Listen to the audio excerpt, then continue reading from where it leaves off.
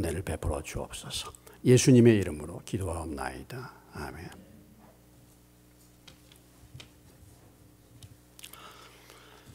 우리가 세상에서 가장 큰 힘이 무엇이겠는가? 그것은 눈에 보이는 세상에서는 돈이라고 생각합니다. 물론 권력도 있지만 권력의 배후에는 또 돈이 있습니다. 눈에 보이는 이 세상에서 우리가 가장 많이 우리의 마음과 생각을 붙들고 또 가장 많은 관심을 갖고 있는 것은 돈입니다. 돈이 그만큼 위력이 큰 것이죠. 그래서 마태복음 6장 19절로 24절의 말씀에서 예수님께서 말씀하시기를 하나님과 유일하게 이 세상에서 대적할 수 있는 신, 그것을 돈이라고 말씀하셨죠. 너희의 보물을 땅에 쌓아두지 말라. 거기는 종과 동록이 하며 도둑이 구멍을 뚫고 도둑질하느니라. 오직 너희의 보물을 하늘에 쌓아두라. 거기는 좀이나 동록이 하지 못하니 도둑이 구멍을 뚫지도 못하고 도둑질도 못하느니라. 내 보물 있는 그곳에는 내 마음도 있느니라. 눈은 몸의 등불이니 그러므로 내 눈이 상하면 온몸이 밝을 것이요 눈이 나쁘면 온몸이 어두울 것이니 그러므로 내게 있는 빛이 어두우면 그 어둠이 얼마나 더하겠느냐. 한 사람이 두 주인을 섬기지 못할 것이니 혹 이를 미워하고 저를 사랑하나 혹 이를 중히 여기고 저를 경히 여기면 너희가 하나님과 재물을 겸하여 섬기지 못하느니라. 하나님과 비교해서 하나님의 자리를 차지할 수 있는 것은 바로 재물이다. 이렇게 주님이 말씀하신 것은 그만큼 이 재물이라는 것이 그만큼 하나님 자리를 대신할 만큼 큰 위력을 가지고 있다라는 것이죠.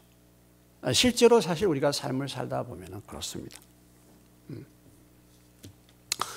작년도 2020년도에 물론 코로나19로 경제적으로 참 어려움들이 많이 있었는데 그럼에도 불구하고 이 주식 투자에 광풍이 불어서 일반 개미들이라고 말하죠.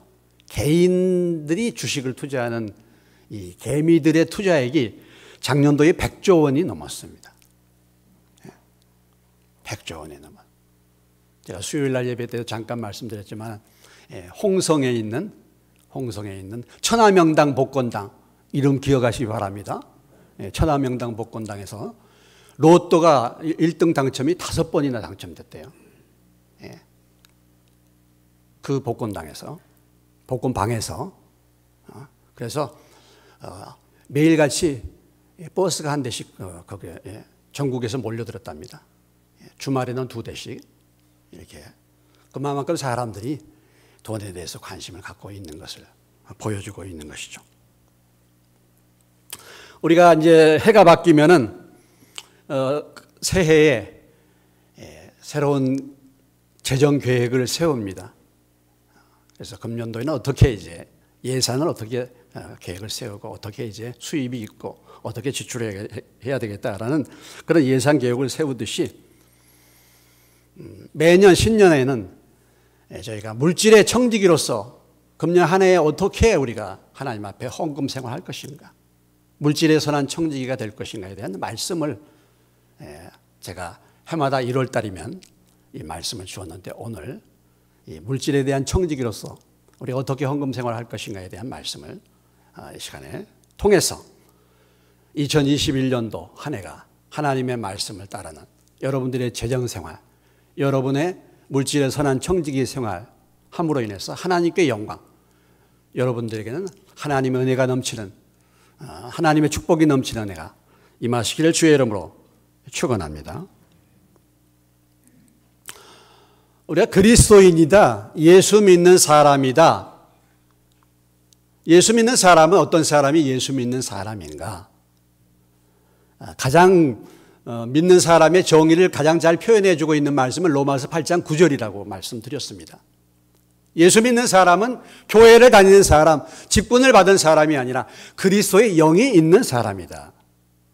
예수의 영이 거하는 사람, 그리스도의 영이 없으면 그리스도의 사람이 아니라 그랬습니다. 교회는 나오고 신앙생활을 하고 직분을 받았는데 아직도 그 안에 그리스도의 영이 거하지 않을 수가 있죠. 여러분은 어떻습니까? 그리스도의 영이 여러분 가운데 거하십니까? 아니면 아직도 그리스도인이 아니에요. 그런데 그리스도의 영이 거하는 그리스도의 사람을, 그 사람의 삶의 형태를 정리해 주는 말씀이 있는데 그것이 뭐냐면 산상수훈입니다. 마태복음 5장, 마태복음 6장, 마태복음 7장의 산상수훈의 말씀이에요. 그 말씀을 통해서 그리스도인의 삶의 방식은 어떻게 이루어지고 있는가, 어떤 방식을 따라서 살고 있는가를 우리에게 보여주고 있습니다. 그 말씀을 간단히 요약하면은 예수의 영이 거하는 사람은 하나님의 법을 따라서 사는 사람이에요. 천국의 법을 따라서 사는 사람. 그래서 예수님이 이 세상에 오신 것은 하나님의 법을 폐하려 온 것이 아니라 그 법을 완전하게 하기 위해서 오셨다 말씀하셨어요. 구약의 많은 사람들이 하나님의 말씀을 따라서 살려고 했지만 그 말씀대로 살지를 못했습니다. 그래서 죄 가운데 거하게 되었죠. 그런데 예수님이 오셔서 우리를 그 죄 가운데서 구원하시고 우리에게 성령을 주심으로 말미암아 이제는 그 율법의 요구를 이제는 하나님의 영의 도움으로 이루면서 살도록 우리를 불러 주신 줄로 믿습니다. 그래서 믿는 사람은 하나님의 말씀의 법칙 안에서 살아가는 사람이고 하나님의 말씀을 이루는 사람입니다. 하나님과 말씀과 연관된 사람입니다. 그러니까 늘 우리가 인생을 살 때 하나님의 말씀이 뭐라고 하는가? 우리는 늘 마음속에 그것을 떠올려야 되고 하나님의 말씀이 우리 속에 늘 풍성히 거하여야 되는 것이죠. 우리는 하나님의 말씀과 연관된 사람이기 때문에 그래서 항상 여러분들이 말씀을 연구하고 말씀을 묵상하고 말씀을 준행하는, 그래서 여러분의 삶 속에 말씀이 풍성히 거함으로 모든 지혜로 피차 가르치며 권면하고 시와 찬미와 신령한 노래를 부르며 또 무엇을 하든지 말이나 이래나 다 주 예수 이름으로 할 수 있는 여러분이 되시기를 주의 이름으로 축원합니다. 또 하나는 마태복음 6장에 보면은 하나님의 영이 거하는 사람은 하나님의 존전에서 사는 사람이다. 늘 하나님을 의식하면서 살아가는 사람이에요. 마태복음 6장에 보면 바리새인들의 문제는 뭐냐면요, 바리새인들이 신앙생활을 한다고는 말을 했지만 늘 그들이 의식하는 것은 사람이었습니다. 사람. 그래서 늘 사람에게 어떻게 하면 잘 보일까? 예수님이 그들을 책망하시면서 이미 그들은 상을 다 받아버렸다. 은밀한 가운데 보시는 그 하나님 앞에서 행하라. 그래서 믿는 사람들은 눈에 보이는 환경과 사람들이 뭐라고 하는 것보다도 늘 하나님 존전에서, 하나님 앞에서라는 단어죠. 그래서 코람데오라는 말인데 하나님 앞에서 사는 사람이다. 하나님을 늘 의식하는 사람. 그래서 예수 믿게 되면은 우리가 우리 마음대로 자유롭게 살 수가 없는 것입니다. 사실은요. 우리는 바다 끝에 가서 멀리 가서라도 거기서도 하나님이 우리를 살피시기 때문에 우리는 하나님을 의식하면서 살아가는 사람. 그렇기 때문에 우리가 이 땅에서 사는 동안에 늘 우리의 관점은 하나님이 어떻게 하시는가, 하나님이 무엇을 기뻐하시는가, 그것을 염두에 두고 사는 사람인데 그 중에 중요한 특징 중에 하나가 이 세상의 물질과의 관계입니다. 그래서 무엇을 먹을까, 무엇을 마실까 염려하지 말라. 마태복음 6장 25절의 말씀이죠. 보물을 하늘에 쌓아두라고 말씀하시면서 무엇을 먹을까, 무엇을 마실까 염려하지 말라 그랬어요. 물질을 위해서 세상 것에 대해서 관심을 가지고 세상 것을 누리기 위해서 무엇을 먹을까, 무엇을 마실까, 무엇을 입을까를 걱정하면서 사는 사람들은 이방 사람들, 하나님이 없는 사람들이다.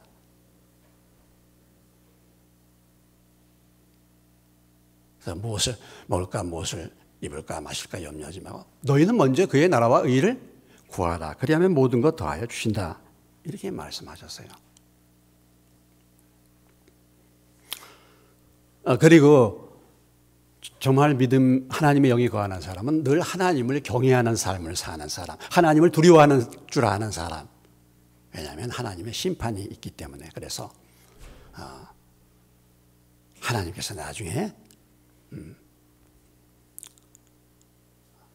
그 집이 모래 위에 지었는지 그 집이 반석 위에 지었는지 하나님의 심판이 있음을 알고 하나님을 두려워하면서 자기 육신의 소욕을 절제하고 자기를 부인하고 좁은 문으로 가는 사람, 그 사람이 그리스도인이다. 이 그리스도인의 삶의 양식을 이게 산상수훈에서 정리를 해주고 있습니다.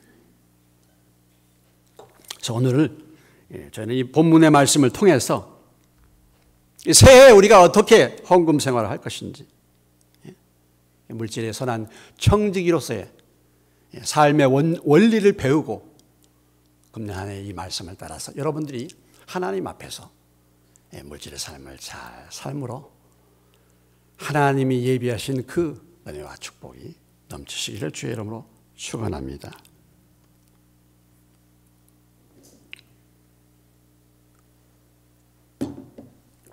시편 24편 1절에 우리가 잘 아는 말씀입니다만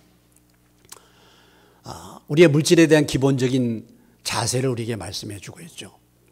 24편 1절의 말씀 다 같이 한번 읽어보겠습니다. 땅과 거기에 충만한 것과 세계와 그 가운데 사는 자들은 다 여호와의 것이로다. 우리의 청지기의 삶은, 청지기라는 것은 뭐냐면 내 것이 아니라는 것이죠. 내가 주인이 아니라는 것입니다. 우리는 예수를 믿어서 이제 예수님이 우리의 구주, 주인이 되셨습니다. 우리가 예수님을 주인이라고 부르고 주인이라고 믿었습니다. 내 인생의 이제 주인이 내가 아니고 내 인생의 모든 것들이 내가 주인이 아닙니다. 다 하나님의 것입니다. 우리가 이것을 배워왔어요. 또 그렇게 고백한 것입니다. 그래서 내가 주인이 아니라는 것으로부터 청지기라는 삶이 시작이 되는 것이죠. 내 것이 아니야. 내가 주인이 아니고 나는 단지 관리인이다라는 것이죠. 관리인. 근데 문제가 무엇입니까? 여전히 내가 주인이 아닌데, 내가 관리인인데 소유권을 주인한테 맡기지 않고 내가 주인 노릇을 하고 있다는 것이죠. 이것이 우리의 문제인 것입니다. 그래서 우리가 금년 한 해 이 삶을 이제 시작하면서 다시 한번 저희 교회에서는 지금 헌금에 대해서 설교 별로 하지 않지 않습니까? 1년에 한 차례 1월 달에.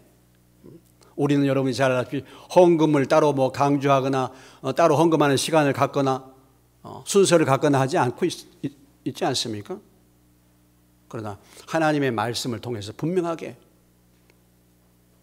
어떻게 우리가 물질을 사용해야 할 것인가를 배워야죠. 그리고 그 말씀을 따라서 우리가 순종해야 될 것입니다. 그 출발은 바로 내 것이 아니라는 것이죠. 오늘 그 고린도후서 8장 1절로부터 15절 또 9장 1절로부터 15절까지가 한마디로 말해서 이 연보, 헌금에 대한 말씀입니다. 전체가 다. 오늘 이 말씀을 통해서 이 말씀 속에 나타난 사항들을 통해서 헌금이 무엇이고 우리가 어떻게 헌금 생활을 해야 할 것인가를 우리에게 잘 말씀해 주고 있습니다. 오늘 본문의 상황은 어떤 상황이냐면 예루살렘 교회가 흉년이 들었어요. 여러분, 예루살렘 교회는 여러 교회에 복음을 전했던 모교회와 같은 교회입니다.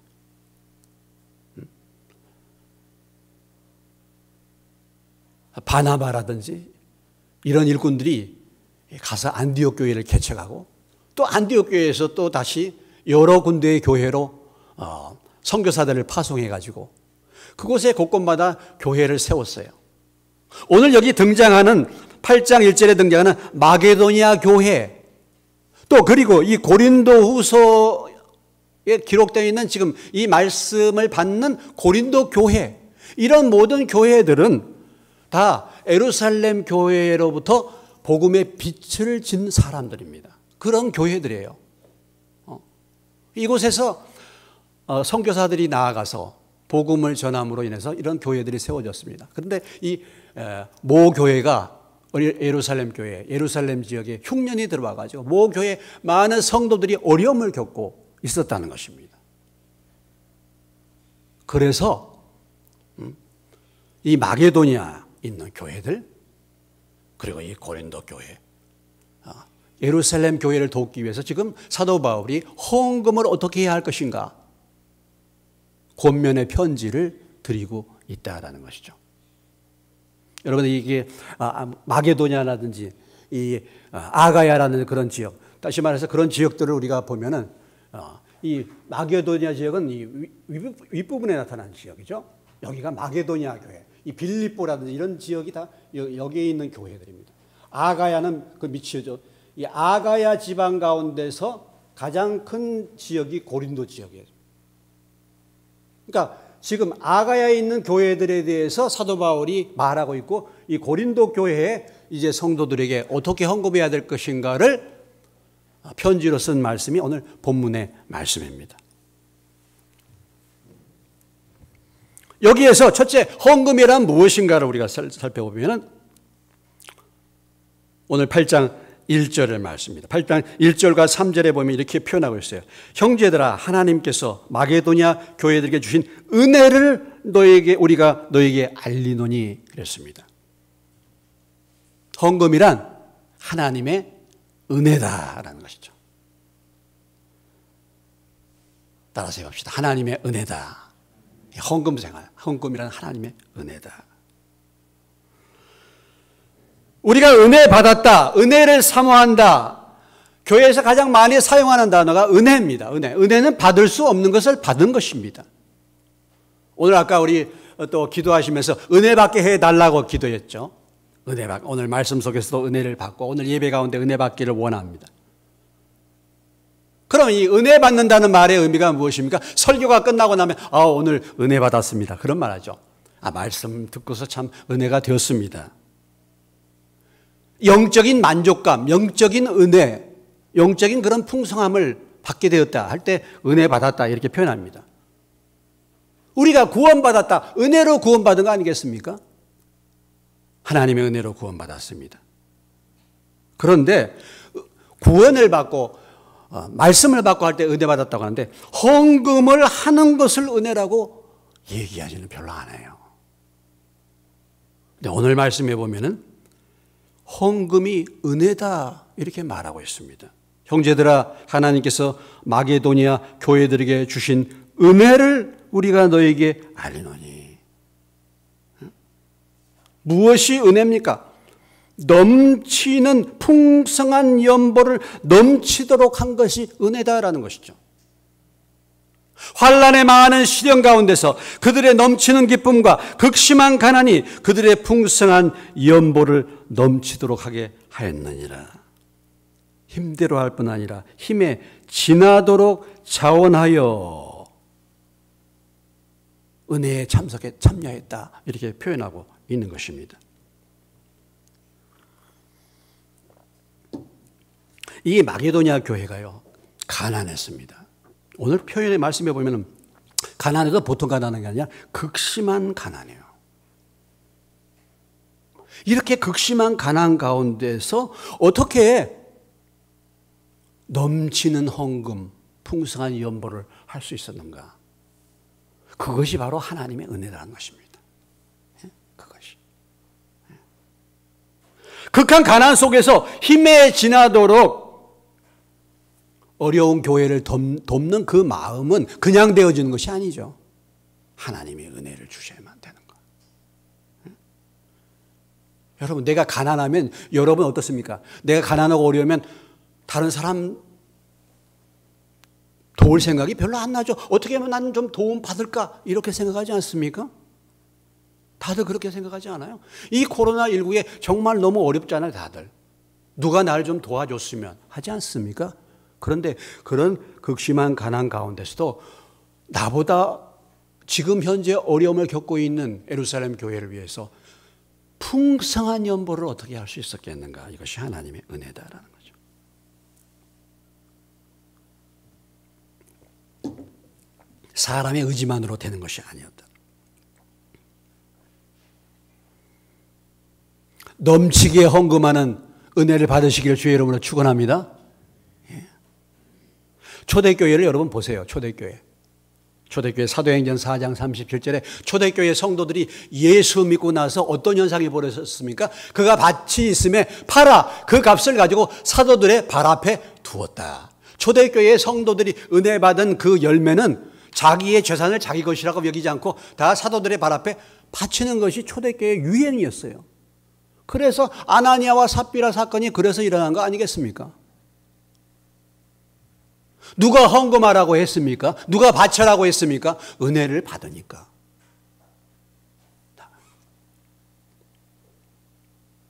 삭개오가 자기 일생의 삶의 목표는 돈이었잖아요. 삭개오는 자기 동족을 팔아가지고 동족의 핏값으로 부자가 됐던 삭개오 세리장. 그 삭개오가 예수 믿고 나서 믿음의 증거가 무엇이었습니까? 그가 예수님을 만나자마자 뭐라고 고백했어요? 내 소유의 절반을 뭐예요? 가난한 사람을 위해서 주고 그동안에 내가 토색한 것이 있으면 4배나 갚겠나이다.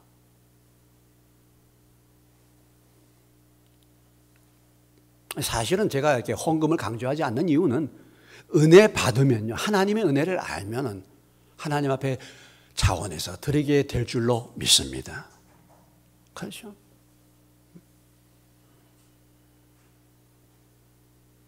요한 웨슬리가 그렇게 말했지 않습니까? 나는 주머니가 회개하지 않는 사람의 회개를 믿을 수 없다. 정말 그 사람이 예수를 믿고 정말 회개했다고 한다면 주머니가 회개하지 않는 사람들의 회개를 믿을 수 없다.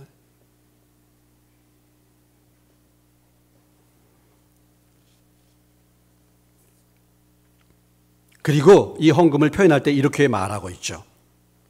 4절에 보면 성도 섬기는 일에 참여했다 그랬습니다. 성도를 섬기는 일이에요. 이 물질을 드림이 성도를 섬기는 일이죠. 그렇죠. 그래서 어떤 일들을 하게 하시는 것입니까?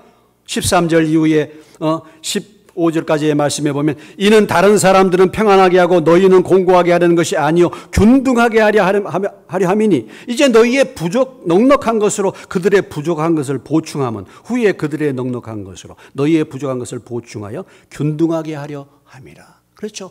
어려운 사람들을 위해서 물질을 드리면 그 물질을 나누고 나중에 그 사람이 넉넉해지면 또 그 사람이 물질을 나누어서 서로 간에 평등하게, 평균하게, 어려움이 없이 서로 돕는 성도를 섬기는 귀한 일. 이것이 바로 헌금이다라는 것입니다.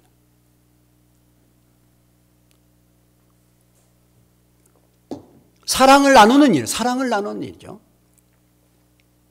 그래서 이렇게 표현하고 있는 것입니다. 8절에 그럼 헌금이란 무엇인가? 8절에 이렇게 말하고 있죠. 내가 명령으로 하는 말이 아니요 오직 다른 이들의 간절함을 가지고 너희의 사랑의 진실함을 증명하고자 함이라 그랬어요. 헌금은 무엇입니까? 사랑의 진실함을 증명하는 거예요. 내가 주님을 사랑합니다. 내가 교회를 사랑합니다. 그럼 주님을 사랑하고 교회를 사랑하는 그 증거가 뭐냐? 그 진실함이 뭐냐? 그 사람의 물질의 삶을 보면 안다. 여러분, 우리가 누군가를 사랑하게 되면요, 자주 얘기하지만 그 사람을 만나는 시간이 아깝지 않습니다. 그 사람을 위해서 드리는 시간이 아깝지 않아요. 그 사람을 위해서 드리는 물질이 아깝지 않습니다. 여러분들이 자녀를 사랑하게 되면 자녀들에게 시간 드리고 자녀들에게 돈을 쓰는 건 별로 아깝지 않아요. 여러분 어떻습니까? 주님에 대한 여러분의 사랑은 어떻습니까? 주님을 섬기는데 시간이 아깝고 물질이 아깝다고 한다면 그것은 주님을 사랑하는 것이 아니에요. 말은 사랑한다고 말하지만 사랑의 진실함은 아닌 것입니다. 진실한 사랑이 아닌 것입니다. 내게 있는 거 아깝지 않아요. 우리는 주님의 사랑을 받은 사람들입니다. 주님의 은혜를 알았다고 하는 것, 예수님이 누구신가를 알았다고 한다면, 그 주님의 사랑을 우리가 알았다고 한다면 우리가 구원받을 수 없는 사람들, 값없이 주님이 생명을 바쳐서 우리의 생명을 구원해 주셨는데 그 사랑을 정말 안다고 한다면, 그 사랑을 믿는다고 한다면, 생명을 바쳐서 나를 구원하신 그 사랑을 내가 정말 안다고 한다면 주님 앞에 아까울 것이 없지 않겠습니까?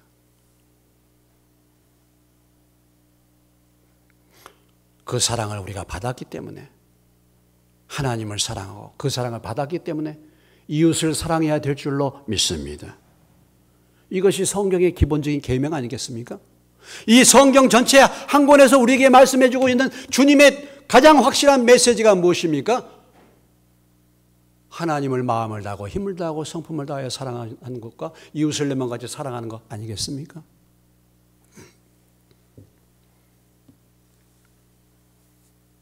오늘 이 고린도 교회는 지금 이 고린도 후서 8장과 9장에서 가만히 보면 이 고린도 교회에 이 편지를 바울이 쓰는 것은, 그 쓰는 목적이 무엇이냐면, 마게도니아 교회들은 이렇게 극심한 가난 가운데서도 풍성한 연보를 하였는데 너희들은 지금 뭐 하고 있느냐, 이런 얘기예요.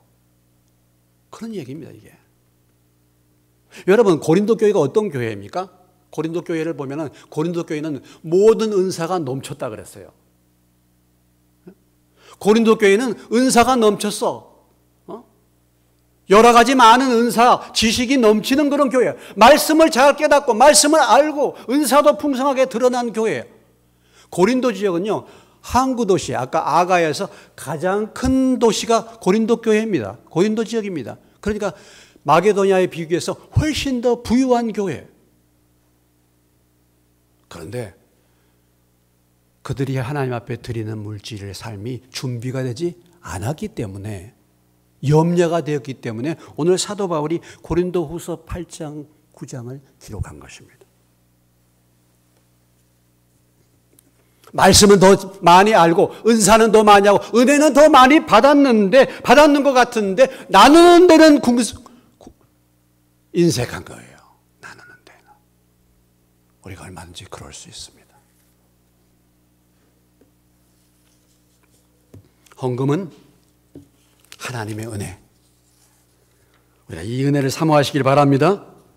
헌금은 성도를 섬기는 일이에요. 헌금은 주님에 대한, 형제들에 대한 우리의 사랑의 진실함을 증명하는 것이 헌금이다. 이것을 우리는 알아야 할 것입니다.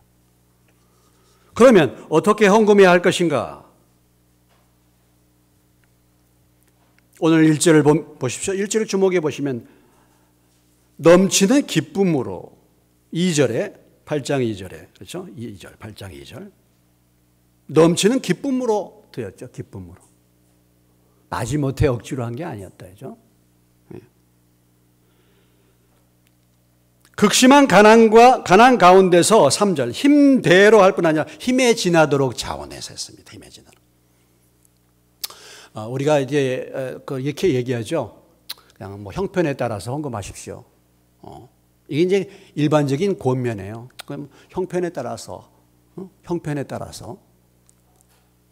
그런데 오늘 이 말씀에 보면요, 때로는 힘에 지나도록 헌금을 할 때가 있다라는 것입니다. 힘에 지나도록. 내 형편을 뛰어넘어서서, 나도 가난해서 나도 먹기가 힘든데 그것을 뛰어넘어서 힘에 지나도록 할 때가 있다라는 거죠. 헌금은. 항상 내 수입의 범위 안에서 헌금을 한다. 우리가 일반적으로 그렇게 하죠. 그렇게 합니다. 그러나 그것이 아니라 때로는 힘에 지나도록 하는 것입니다. 여러분, 과부의 2렙돈을 보십시오. 예수님이 과부의 2렙돈을 칭찬하지 않았습니까? 과부의 그 2렙돈은 어떤 돈이었습니까? 그의 생활비 전부였습니다. 사렙다 과부가 엘리야를 섬길 때 자기와 자기 아들이 먹고 마지막 오늘 먹으면 죽어버릴, 이제는 정말 식량이 다 떨어질 마지막 것을 다 털어서 엘리야에게 바친 것입니다. 때로는 하나님이 하나님 앞에 드릴 때 힘에 지나도록 할 때가 있어요. 여러분, 우리 교회가 대지를 구입할 때, 이 땅을 구입할 때 그냥 우리 형편에 맞게 했습니까? 아니죠. 예배당을 건축할 때 우리 힘에 맞게 했습니까? 아닙니다. 저도 다 빚을 내가지고 했어요. 형편이 없는데, 수입이 없는데 힘에 지나도록. 때로는 우리가 이렇게 드려야 될 그런 필요가 있는 것이죠. 두 번째는 무엇입니까? 5절 말씀에 보면은 우리가 바라던 것뿐만 아니라 그들이 먼저 자신을 주께 드리고, 먼저 자신을 주께 드리는 마음으로. 하나님은 물질을 받으신 것이 아니라 우리 마음을 받으시는 하나님이신 줄로 믿습니다. 하나님은 물질을 원하시는 것이 아니라 우리의 마음과 우리의 자신을 원하시는 줄로 믿으시기 바랍니다. 어떤 추장이 예수 믿었어요. 인디안 추장이 복음을 전해 선교사에게. 추장이 너무 감사해가지고 추장이 귀하게 여기는 것을 갖다 바칩니다. 선교사가 그거 가지고는 부족하겠다. 그러니까 또 추장이 뭐 여러 가지 귀한 것을 갖다 바치다가 나중에는 추장이 가장 귀하게 여기는 말이 있었어요. 그렇게 애지중지하던 그 말을 갖다가 바쳤습니다. 그런데 선교사가 그 말을 받고서도 고개를 흔듭니다. 도대체 뭘 드려야 하나요? 하나님은 당신 자신을 원해요. 주님은 우리의 마음과 우리 자신을 원하시는 줄로 믿으시기 바랍니다. 하나님이 물질이 없어서, 하나님이 물질이 가난해서 여러분에게 헌금을 원하시겠습니까? 아니에요. 하나님은 만물의 주인이신 줄로 믿습니다. 하나님은 모든 것을 가지신 분이신 줄로 믿습니다. 하나님이 왜 물질을 원하십니까? 여러분 자신을 원하십니다. 오늘 마게도니아 성도들은 자신을 주께 드리는 마음으로 드렸다. 그러니까 극한 가난 속에서도 넘치는 풍성한 연보를 드릴 수 있게 된 것입니다. 세 번째로 어떻게 헌금을 드렸나요? 준비해서 드렸어요. 준비해서. 8절에 준비 계획성이에요. 고린도서 9장 1절로 5절까지의 말씀에 보면은 쭉 나옵니다. 2절에 보니까 1년 전부터 준비했다 그랬습니다. 3절에 보니까 준비하게 하려 함이라 그랬어요.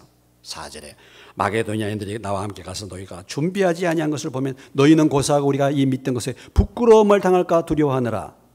9장 5절 그러므로 내가 이 형제들로 먼저 너희 가서 너희가 전에 약속한 연보를 미리 준비하게 하도록 권면하는 것이 필요한 줄 아노니. 이렇게 준비하여야 참 연보답고 억지가 아니다 됐어요. 그래서 우리가 1월을 시작하면서 금년 한 해 어떻게 우리가 하나님 앞에 물질의 삶을 살아야 할 것인지, 물질의 청지기의 삶을 살아야 할 것인지 잘 준비하시기를 주의 이름으로 축원합니다. 여러분들이 주일날 예배를 나올 때 또 우리가 갖는 절기, 부활절이라든지 성찬들이나 추수감사 그냥 애매하게 하는 것이 아니라 금년 안에는 내가 어떻게 하겠다. 준비한 여러분들이 준비해서 즉흥적으로가 아니라 계획성 있게 준비해서 하는 것입니다. 여러분, 우리 교회는 다시 말씀드리지만 헌금을 강조하거나 헌금에 대해서 별로 말하지 않는 교회이지 않습니까? 그런데 이것이 성경적은 아닙니다. 성경은요, 오늘 바울이 고린도후서 2장, 8장과 9장, 2장에 걸쳐서 헌금을 지금 뭡니까? 강조하고 있는 거예요. 권하고 있는 것입니다. 사람을 보내서 권면하고 있는 것입니다. 준비하라고. 준비하라고. 억지로나 인색함으로 하지 말라고. 마게도냐 교회의 성도들을 예를 들어가면서 헌금 생활을 바르게 하도록 지금 가르치고 있는 것입니다. 우리가 오늘 예배의 자리에 나와 있습니다. 예배라는 것은 무엇입니까? 하나님 앞에 드리는 거예요. 어떤 분들은 예배는 설교가 예배라고 생각하고 설교 시간만 참석하면 예배 다 드렸다고 말합니다. 그렇습니까? 예배는요, 하나님 앞에 드리는 거예요. 우리가 이 예배를 드리면서 하나님 앞에 드리는 유일한 순서가 있는데 무엇입니까? 물론 찬송을 드리죠. 우리에게 있는 것을 하나님 앞에 드릴 수 있는 예배의 중요한 프로그램, 중요한 순서가 무엇입니까? 우리 자신의 것을 드릴 수 있는, 그 바로 헌금하는 시간이에요.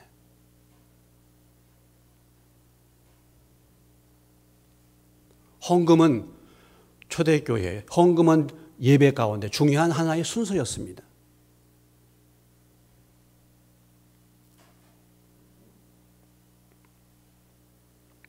그렇기 때문에 우리가 준비해서 큰편에 억지로나 인색함으로가 아니라 여러분들이 구체적으로 어떻게 실천할까 생각하시면서 준비해서 하나님 앞에 드리는 저와 여러분 되시길 주의 이름으로 축원합니다. 주님 앞에 아름답게 드려지는 헌금의 열매가 어떤 열매입니까? 어떤 열매입니까? 풍성한 수확을 얻게 되는 것이죠. 고린도서 9장 6절의 말씀을 주목해 보시기 바랍니다. 고린도서 9장 6절 이하의 말씀 보면 이것이 곧 적게 심는 자는 적게 거두고 많이 심는 자는 많이 거둔다 하는 말이로다. 8절 하나님이 능히 모든 은혜를 너에게 넘치게 하시나니 이는 너희로 모든 일에 항상 모든 것이 넉넉하여 모든 착한 일을 넘치게 하게 하려 하심이라. 아름답게 물질의 봉사를 하는 사람, 물질의 청지기의 사명을 감당하는 사람은 모든 것이 항상 넘치게 될 줄로 믿습니다. 넉넉하게 될 줄로 믿습니다. 누가복음 6장 38절의 말씀입니다. 같이 한 목소리 읽겠습니다. 주라, 그리하면 너에게 줄 것이니 곧 후히 되어 누르고 흔들어 넘치도록 하여 너에게 안겨주리라. 주는 자, 후히 되어서 누르고 흔들어서 넘치도록 하여 안겨준다 그랬어요. 이런 물질의 삶을 통해서 하나님께 감사가 넘치게 되는 것입니다. 9장 11절로 12절에 보면 이 너희가 모든 일에 넉넉하여 너그럽게 연보를 하면 그들이 우리와 말미암아 하나님께 감사하게 하는 것이라. 하나님께 드리는 많은 감사가 넘치게 되었다. 그렇죠. 헌금을 하는 사람은 헌금을 드려서 감사하고 어려울 때 물질에 도움을 받는 성도들은 하나님과 성도들을 더욱더 감사하게 되는 것이지 않겠습니까? 이로 인해서 성도들 간의 사랑이 풍성해지고 하나님이 더욱 깊이 영광을 받으시게 될 줄로 믿습니다. 그럼 저희 교회가 지금까지 여기까지 오기까지 여러분들 같이 하신 분들은 그 열매를 잘 알고 있잖아요. 저희 교회가 개척교회 정말 어려울 때 남의 교회의 도움을 받아야 되고 받을 수밖에 없고 그런 상태에 있을 때 우리가 다른 개척교회를 생각하고 그 다른 개척교회를 돕는다고 우리 교회에 얼마 되지 않는 헌금을 바쳤더니 하나님이 어떻게 축복하셨는가를 우리는 생생하게 체험하고 기억하고 있습니다. 참 우리가 비록 지금 어렵고 힘든 시대에 살고 있지 않습니까? 그렇다고 여러분 하나님은 풍성하신 하나님이신 줄로 믿으시기 바랍니다. 가뭄이 와고 흉년이 와도 이삭은 100배의 열매를 거둔 줄로 믿으시기 바랍니다. 가뭄이 와고 흉년이 와 작년에 그렇게 어려워도 하나님은 우리 교회에 재정을 넘치게 축복해 주신 줄로 믿습니다. 금년도 마찬가지예요. 내가 가난하고 어렵다고 해서 자꾸 인색하고 자꾸 계산적이고 자꾸 무엇인가만을 움켜쥐고 하나님의 말씀을 떠나서 인색하게 된다고 한다면 하나님은 그 인생을 축복하지 않아요. 나의 삶이 지금까지 신앙생활 10년, 20년 지금까지 신앙생활 해 오시면서 내 인생의 삶이 왜 이렇게 늘 쪼달리고 늘 어려운가 한번 돌아보시기 바랍니다.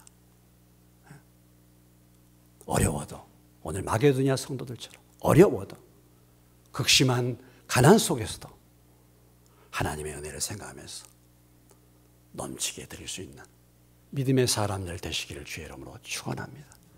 그래서 금년 한 해 더욱더 여러분의 삶에 오늘 약속의 말씀처럼 모든 것이 항상 넉넉한 그런 한 해가 되시길 주의 이름으로 축원합니다. 기도하시겠습니다. 오늘 우리가 이 말씀을 기억하시면서 주님 2020년도 나의 물질 생활이 어떠했는가, 청지기 생활은 어떠했는가 돌아보시면서